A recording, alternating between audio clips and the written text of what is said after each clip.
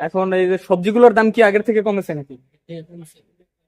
যে আপনার এই যে আগে আপনার এই যে প্রচুর যে ওটাকে কি বলে, ওটা কত টাকা ছিল আগে?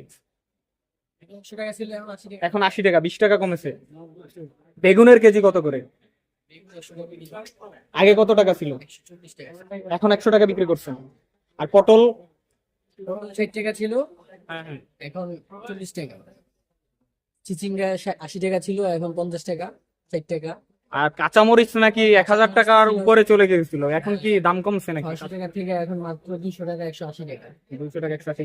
আসলে এই যে দাম বাড়ার যে কারণটা, এটা কি আপনারা বলতে পারবেন যে আসলে এত টাকা, এখন 1000 টাকা ছিল কাঁচামরিচের দাম, এখন এত কমে কিভাবে চলে আসলো? এটা উৎপাদন ছিল না, এখন উৎপাদন হয়েছে। এখন অনেকে, আমি বাজার মনিটরিং করে দেখলাম যে অনেক ব্যবসায়ীরা বলতেছে যে এটা নিয়ে একটা সিন্ডিকেট ছিল, হ্যাঁ, যে সিন্ডিকেটটা এখন নাই। ভেঙে গেছে, এই জন্য দাম। এর জন্য- হেই আসসালামু আলাইকুম সবাই, এই পর সামিন ভাই। তা কেমন আছেন সবাই? লন্দির সামনের দিকে আগুই। বর্তমানে আমি আছি ঢাকা শান্তিনগর বাজারে। বাজার ঘুরে এবং ব্যবসায়ীদের সাথে কথা বলে যা বুঝতে পারলাম, বাজারে কিছুটা স্বস্তি ফিরে এসেছে। বাজারে কিছু ক্রেতাদের সাথেও কথা বলে বুঝলাম শাকসবজি থেকে শুরু করে মাছ মাংসের দাম কিছুটা কমে এসেছে।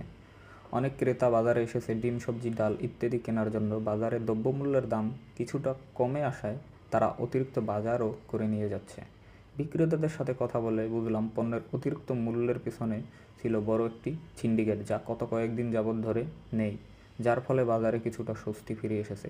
ক্রেতা এবং বিক্রেতারা আশাবাদী এভাবে চললে পণ্যের দাম কমে আসবে।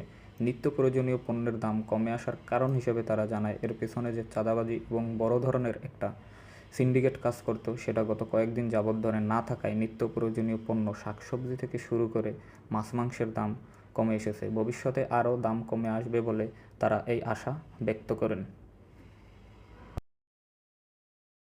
যে এখন বাজার মূল্যটা, যে মুরগির, এটা কি আগের থেকে কমেছে নাকি বেড়েছে? অনেক কম। যে আগে আসলে এই দামটা বেশি নেওয়ার কারণটা কি ছিল, যে এইটা সম্পর্কে যদি আগে বলি। সিন্ডিকেট ছিল এই জন্য আর কি, এখন সিন্ডিকেট চাঁদাবাজি ছিল বিভিন্ন খরচের, এই জন্য মালের দাম বাড়তে গেছে। এখন জি। চাঁদাবাজি নাই, সিন্ডিকেট নাই। সিন্ডিকেট যদি আরো যদি ভালো হয় হ্যাঁ, তাহলে আরো দাম কমবে। আরো দাম কমবে ভবিষ্যতে আশা করা যায়। জি। তো এখন হচ্ছে আপনার যে এই যে আমরা সাদা মুরগি, এটা হচ্ছে পোল্ট্রি মুরগি, এটার কেজি কত করে এখন? আগে ছিল কত টাকা? 200। আপনারা জানেন যে ঢাকা শহরে অনেক ব্যাচেলর থাকে, তাদের হচ্ছে মেইন খাবারটাই থাকে ডিম, ডাল। লাল ডিম, ডিমের দাম কি কিছুটা কমেছে নাকি আগের রেটই আছে? যে আগে হালি ছিল কত ডিমের, এখন কত টাকা? আপনার কাছে কি এই যে হাঁসের ডিম, এটার হালি কত? আগে কত টাকা ছিল? আগের রেট কত টাকা ছিল ডিমের? 80 টাকা। এই মুরগির ডিম কত টাকা করে চলে আপনার এখানে? যে আপনাদের এখন কি চালের দামটা কি আগের থেকে কমেছে না আগের রেটই আছে? না, চালের চালের দামটা এখন পর্যন্ত কমে নেই। না, চালের বাজারটা কোনো নিয়ন্ত্রণে আসেনি। এবার যে দামটা ওনারা বাড়াই গেছে, হ্যাঁ, হ্যাঁ। সিন্ডিকেট করে ওই সিন্ডিকেটের ভিতরে আছে।